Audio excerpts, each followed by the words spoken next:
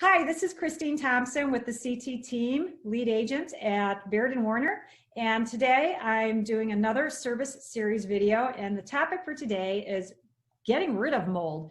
And who better to have than Barton Robertson, that I call all the time for the houses, whether I'm working with a buyer or seller. And it turns out that mold was tested positive and they want to get it out of that house. Who wouldn't? So I called Barton. And Barton, you've saved the day a lot for my clients. So I want to thank you for that and for your time joining us.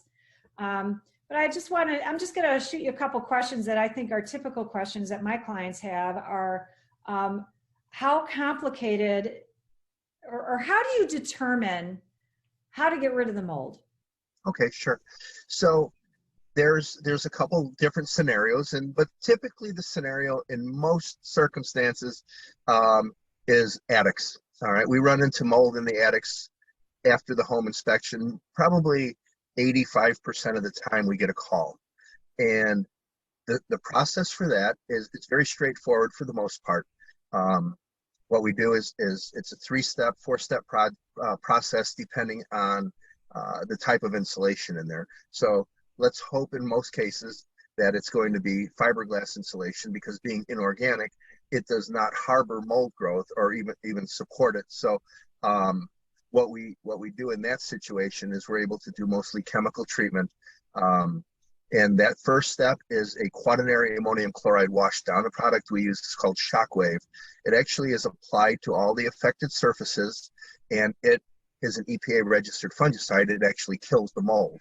Okay. So once that process is done, the second step is to go in with a HEPA vacuum with a brush attachment and HEPA vacuum all of the surfaces that have the mold growth present and remove the loose mold now so that it's no longer on the roof deck or rafters. Once that's done, then we actually apply a second EPA registered fungicide based in acrylic, which is an encapsulant. It's applied to all the treated surfaces, and this product is called Aftershock. It actually goes in and it kills the hyphae or the roots of the mold. And being acrylic, though, it's permeable, so it will not block moisture. It actually is, it'll allow it to breathe, so it won't trap moisture is actually what I wanted to say, trap moisture. And so what ends up happening as a result of that product is we're able to give a 10-year transferable warranty on all of our work. And the reason for that is this product will prevent any future mold growth. Okay, so it sounds like this product you're using is not going to plug up the attic so it can continue to breathe, because you want an attic to be breathing so it doesn't grow mold. Yeah. Yes. You know, sometimes people think, well, can I just go up there with some bleach and just dust it off and just, you know, splash some bleach around or something, you know? I mean, what are your thoughts on that? Well, so bleach actually is never a good idea, especially in an attic. Bleach can be used on things like non-porous stone, metal, glass surfaces. That's fine. But if you're using it on anything that has a cellulose substrate, you're asking for problems if you do it. And the reason for that, and especially in attics, is when you apply dissolved chlorine gas, which is what 95% of your Clorox is dissolved chlorine gas mixed with salt water, but then you apply it to a cellulose structure such as a roof deck. What happens is that mixture, once it reaches 115 degrees, which all attics will do in the summertime, it actually releases dioxin. So a quick story on that is that dioxin is the product that was being released into streams and rivers several years ago when they used to bleach paper pulp. Okay. It was what was causing the three-eyed fish. Oh my gosh. Okay, so that's a mixture of dissolved chlorine gas and cellulose, because that's what they were doing. They were bleaching paper pulp so that it looked fresh, white, and clean when they were doing your typing paper, you know? Right. Oh, wow. Okay, well, good to know. What about if somebody had, you know, some very, very light mold, or maybe they didn't even have it tested and they're getting black spots, not too much on drywall in a basement? Okay, so if it's only just lightly on the surface, that can actually be cleaned with the Shockwave and then encapsulated with the Aftershock. That, if it's only on the surface, that's fine. If it has penetrated through or came from the back into the front where it's been saturated, then it needs to be removed. But if it's like what you were describing, it can actually be treated without any demolition. Okay. But if it's coming in from the back, it means cut the drywall out. Yes, definitely. Okay. What if, how can it ever get so severe that the structure of the home can be compromised? That's a great question, and I will put it this way. First off, the answer is it can, yes, but I've been doing this pretty close to 20 years now, and in that whole time, there's been 3 houses, only 3 that I've had to say, I think this house is the integrity of the structure is no longer there. Okay. It's been jeopardized. Like it's getting into the wood, the rafters, the beams. Yep. So wow. Even if it gets in, even if it penetrates the substrate to say within a quarter of an inch, okay, even that can be treated and cured. Okay. Once it gets beyond that, though, we're getting to a point of where it's gone into nearing that dry rot state where you can basically just push your finger through it. Yeah. If that occurs, obviously, then there's nothing you can do about it. So that's one way to know, like if the wood is super soft and you can push your finger all the way in it, that's then when you know it's really bad. That's when what we call the mold has had its breakfast, lunch, and dinner, and it's left you basidio-spores. And basidio-spores, it's actually just it's another type of mold, but it's a type that's always outside. It's what disintegrates the leaves and the mulch and stuff. But it's very, very important to have outside because it's part of the ecology. But if you find it inside, it's an indication always that there's rotted wood. Okay. So when you go to a job, someone wants to hire someone, reports, is it helpful to you to have reports of what the lab results were, of what kind of mold it was? It is helpful. And I will say it this way. Yes, it's helpful for me to know, especially if it comes back with what they call marker spores on the reports, which are typically the wet molds, Stachybotrys, Chaetomium, Aspergillus. Those are also the ones that potentially can cause some pretty significant health effects. The reason, though, it's important, yes, but I typically don't even ask to see them. And the reason I don't is because I contain every single project we do. We're not going to let spores go into someone's home, whether it's just your garden variety mold or whether it's toxic mold. We're going to make sure that it's treated the same, and it honestly doesn't affect the price either. Okay.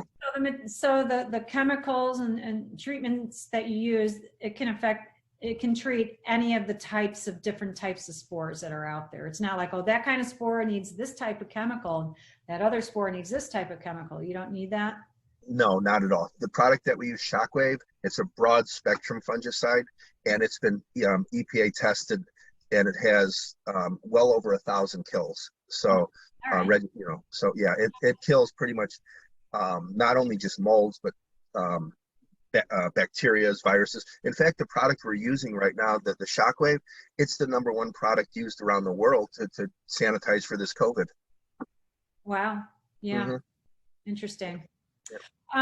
You were talking about maybe scrubbing or this or that. I understand mold spores can go airborne. Yes.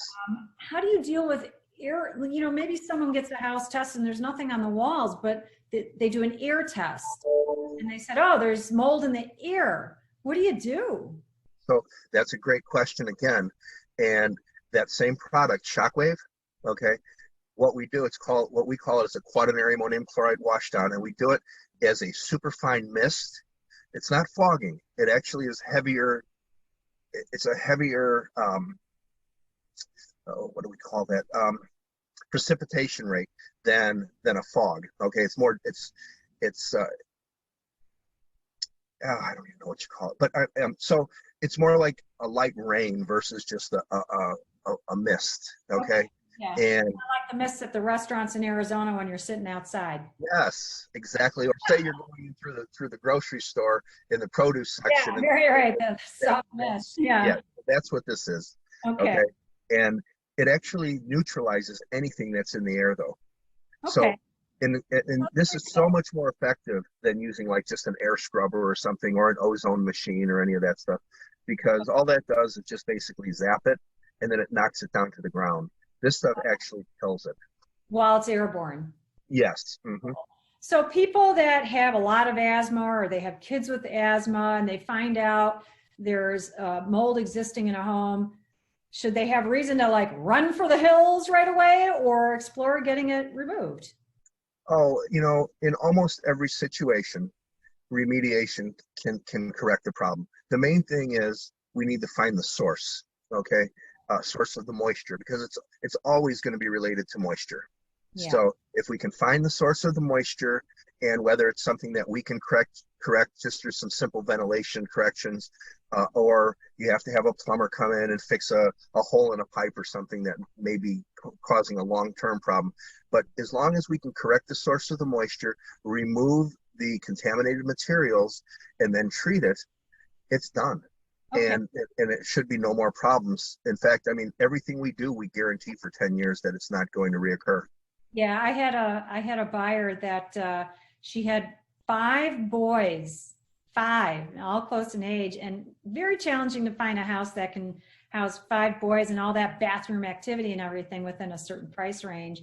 And it turned out that attic was riddled with mold, but she knew but we can't find anything else. What do we do?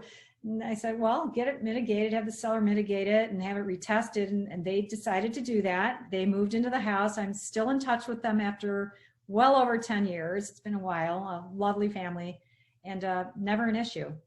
Yeah. And 2 of her kids had very strong asthma, very, very strong. So she was concerned about their health. So it's good to know that that can be taken care of. People with asthma or other kind of health conditions, people are very sensitive about it now. It's nice to know that they can confidently still move into a home after mold is mitigated, right? Yep. Yes, definitely. Good to know. See, all the investors know that. That's why they're like, hey, everyone else will run away from the mold house. I'll buy the mold house. It's like, and that's why I wanted to do this video. So all you buyers out there, if a house has mold, don't automatically rule it out. It can still be a wonderful home to buy, and you just like anything else, you just take care of it and get to the source. And going back to you, Barton, about knowing the source, and you said we can take care of it. So you don't do just spraying and using the chemical treatments. You can also, like if insulation is blocking some vents while you're in there, you can do that during your job. Actually, Christine, that's part of our service. We where the soffits are blocked with insulation, we actually pull it back to open them up so you have intake flow coming into the attic.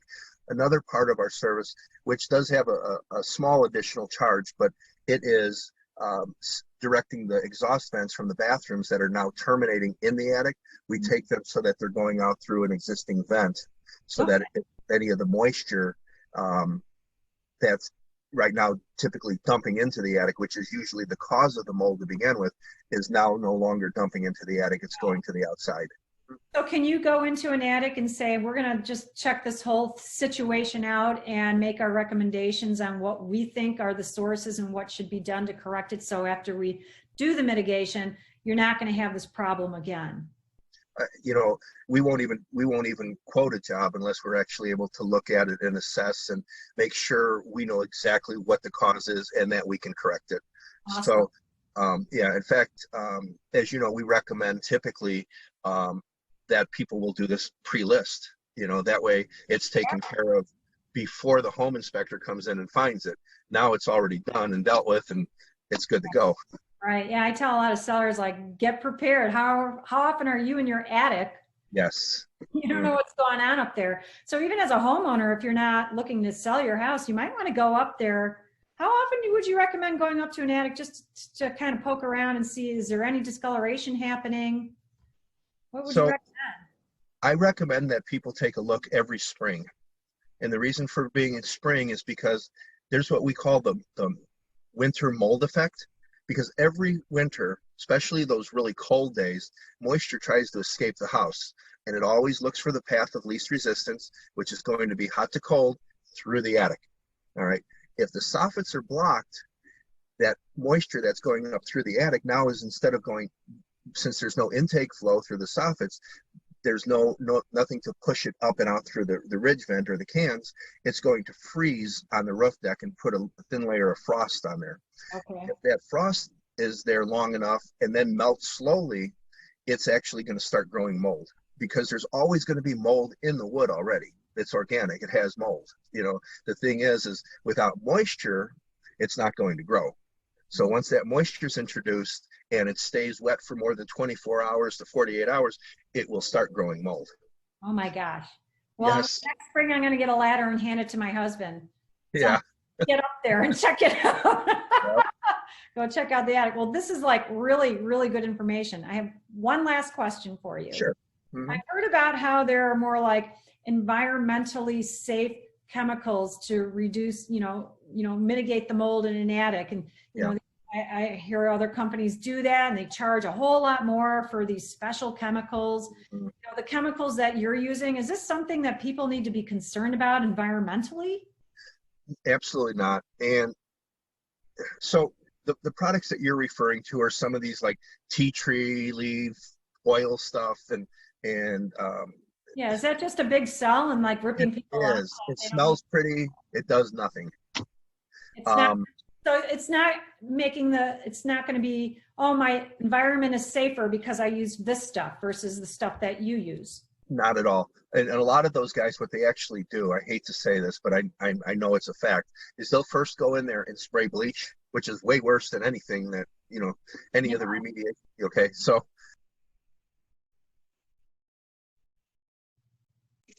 and then they'll come and spray their tea tree oil, and so it smells nice and fresh. Oh my gosh. Wow. Mm-hmm. So really important for consumers to be asking, what are you using to treat it? Yeah, so it is very important. And the thing is, the products that we use, yes, they are chemicals, okay? They're also EPA registered. And if you look at the material data safety sheets, it rates at 0 to 4, okay? And 0 being completely harmless, no worries at all. 4 being basically, if I can just put it bluntly, get the hell out and don't come back. Okay. All right, so the products we use, the Shockwave, which is that first quaternary ammonium chloride, okay, that goes from a 0 to a 1 only, okay, while we're applying it. 30 minutes later, it's back to a 0, no off-gassing. Okay, all right. The Aftershock, which is the encapsulate that's based in the acrylic, it goes from a 0 to a 2, which is halfway, but it's within 1 hour, it's no longer off-gassing. Within 24 hours, it's completely cured. Back to 0.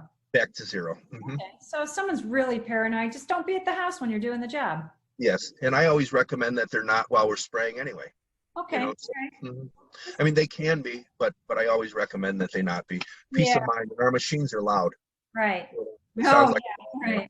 Yeah, just go out somewhere, go for a nice walk.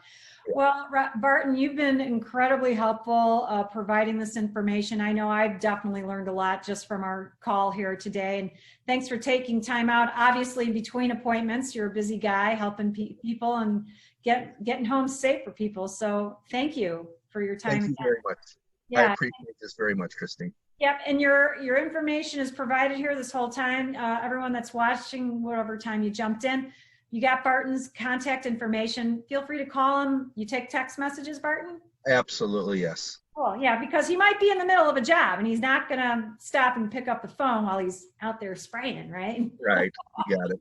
So yeah, just call, text, leave him a voicemail. You can call me too.